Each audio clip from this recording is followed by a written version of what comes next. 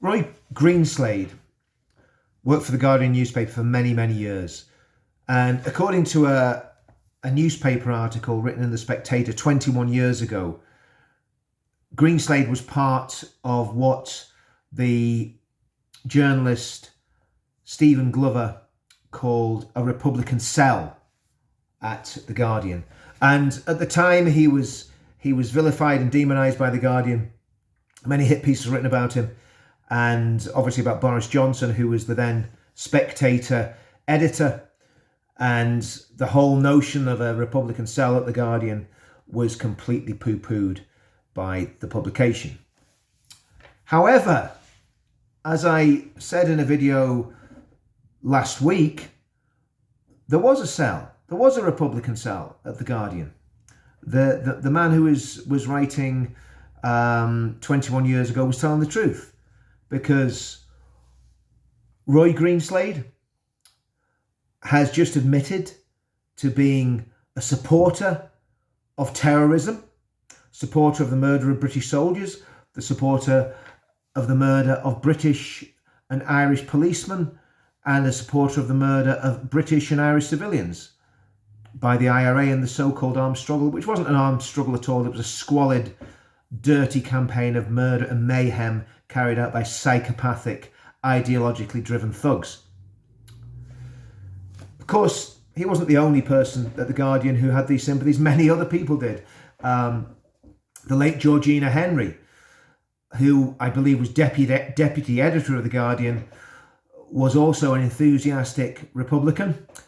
And Ronan Bennett, who wrote for the Guardian, and I believe may still write for the Guardian, but did for a long, long time, served time in the 1970s for the murder of a police officer. Now, to be totally fair, the conviction was overturned. Doesn't mean he's innocent. Also doesn't mean he's guilty. But he did serve time in the Maze prison for murdering a police officer in a botched IRA bank robbery in Rathcoole in the 1970s. So to say there was a Republican cell at the heart of the Guardian, I think is quite true. Now, why am I revisiting this? Well, there's a very, very specific reason. Piers Morgan, as we know, was sacked from ITV Good Morning Britain yesterday. And to be quite honest with you, Piers Morgan will bounce back. It was an attack on freedom of speech sacking him. But that's not the reason I'm making this video. I want to look at the person that sacked Piers Morgan. Now, I'm very, very careful when I make these videos that I'm not going to throw about accusations that aren't true. So I'm not going to throw any accusations about. I'm not that stupid. I don't want to end up in a libel court. But what I will say is this: that the boss of ITV, who we're led to believe was contacted by Meghan Markle, was in the very, very highest echelons of the management of The Guardian when this Republican cell was working there. Greenslade, I believe, worked at The Guardian until 2016 or 2018. Georgina Henry worked at The Guardian until her death in 2014. I believe she was the deputy editor. And the editor, right the way through this whole time of Republican activism at the heart of a major left-leaning newspaper in the United Kingdom, was Alan Rusbridger. So the reality is the entire management structure of The Guardian must have been aware of the allegations, particularly the allegations made by Stephen Glover in The Spectator. And one of these bosses went on to become the boss of EasyJet. And when that person left EasyJet, became a boss at ITV. And if what we're told is true, we're led to believe that this is the person that may well have spoken to Piers Morgan yesterday, because this person is now boss at ITV. Now, what did she know? And I'm not making any accusations because I'm not that stupid, but I'm going to put a question out there.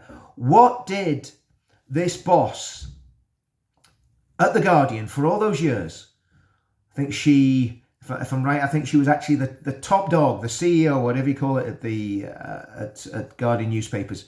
She was the head honcho from 2006 to 2010. What did she know about these people that were working for her. I'd like to think if I was the boss of a media organisation that I would know the background of my editor, my deputy editor, features writers and columnists. I'd want to know what their political and ideological beliefs were. And I would want to know if they had any support whatsoever for terrorism, especially post 9/11 and post the so-called peace process.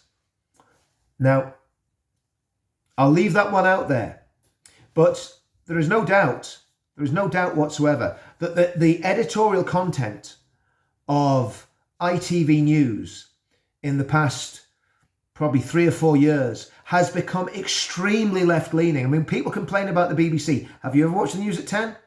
It's not like it was when Trevor McDonald was doing it. We have the terrible fawning Tom Bradby, and then loads of other people that I couldn't even name because, well, they seem to blow in and out like the wind. Raggy Omar's one. But a lot of these journalists seem to give their opinion, and their opinion seems to be always left-leaning, anti-Brexit, anti-conservative values, and really you could be literally reading the pages of The Guardian. Is that a coincidence that since this person that was the CEO of Guardian newspapers has taken over at ITV, that their news content has become extremely left-wing? Now, I don't know, does she influence the editorial content? Does she influence who's employed at the highest levels in the editorial teams in ITV and in Good Morning Britain? She obviously had a huge influence over what happened to Piers Morgan yesterday. You see, the national broadcasters, whether it's the BBC or ITV, these are the main broadcasters. These companies have a complete monopoly on terrestrial TV. Channel 4, ITV, BBC. That's it. Then, of course, you've got Sky as well, which is, for some reason, which I find absolutely incredible, is also extremely left-wing in its coverage and its content. But all our national broadcasters are extremely left-wing. And when you think about it, when the CEO of one of those national broadcasters was the top person at The Guardian for many years, questions have to be answered about impartiality, and questions have to be answered about why people can be fired at the behest of a foreign national that gets offended because Piers Morgan has said something unpleasant. Piers Morgan says unpleasant things about everybody. It's what he does. I think he's a particularly vile gutter hack. But that's what he does. That's what they employed him for. But you see, he went against the wokerati. He went against the far left commissars that now run ITV. And I think we're living in very sinister times when this can happen. And again, I'm not leveling allegations at this person who now runs ITV. I'm asking a question. Why has the content of ITV news and documentaries suddenly become so left-wing and so against what the vast majority of the British people believe in? I'll leave that with you. See you all soon.